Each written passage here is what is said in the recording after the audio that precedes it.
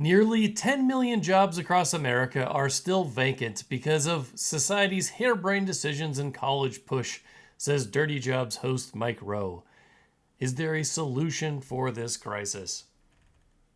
As of July 2024, the American economy had 7.7 million job openings. This is up from less than 5 million a decade ago. Mike Rowe, the well-known host of Dirty Jobs and Somebody's Gotta Do It, has an explanation for this growing skills gap. In a recent interview on Dr. Phil's Merit Street show, Rowe said that pressure on young people to get expensive college degrees combined with the harebrained decision to pull shop class out of high school has resulted in an enormous debt burden and widening skills gap. That is the absolute truth, isn't it? Students are taking on huge amounts of debt and unable to find jobs in their fields, particularly students from the humanities and social sciences.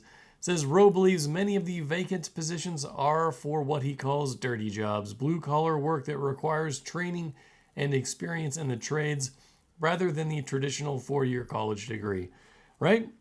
Because boys are not getting what they want, or men are not getting what they want in high school and college. They want to go for the trades, but the public schools are not teaching them what they need to know, and that's becoming a bigger and bigger problem.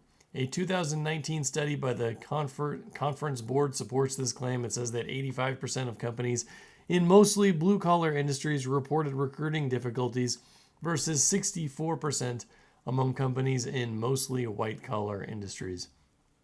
So there's a major skills gap, right? It may be that young adults are not keen to acquire trade skills and fill these jobs.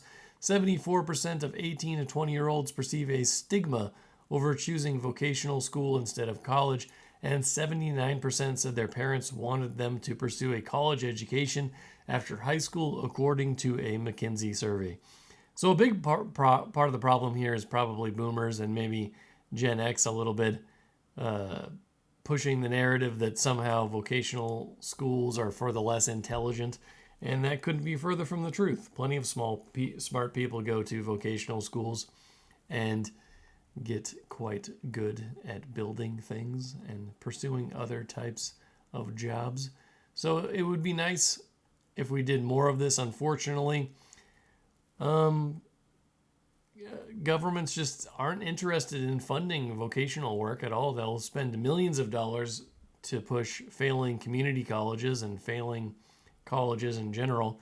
You know, they'll hand out millions of dollars, but they won't do anything for vocational schools. Rowe clarifies that he isn't against the idea of young people pursuing college, but the benefits of attaining a degree, he argues, must be weighed against the costs. There's nothing wrong with a 4-year degree, he said. I've got one. It served me well. But in 1984, when the dust settled, 2 years at community college and 2 years at university cost $12,400. Today, some schools, same course load, $95,000. So never in the history of Western civilization has anything become more expensive more quickly than this 4-year degree. And yet, the pressure we've put on kids to get one cost be damned is scandalous. For sure. We're telling these kids take on debt that will take you 20 years to pay off. That's ridiculous. It's ridiculous. We cannot continue on this route. American students owe more than $1 trillion in school debt, and it's only increasing. And that's with the number of students in college declining. That's what's scary. The debt continues to go up as less and less students attend college. And as less students attend college, the amount of money you have to pay to go just goes up, and that's pretty bad. I mean, there's a few college degrees that are useful, but there's a lot that aren't, and I think that we need to change things up a bit in the United States.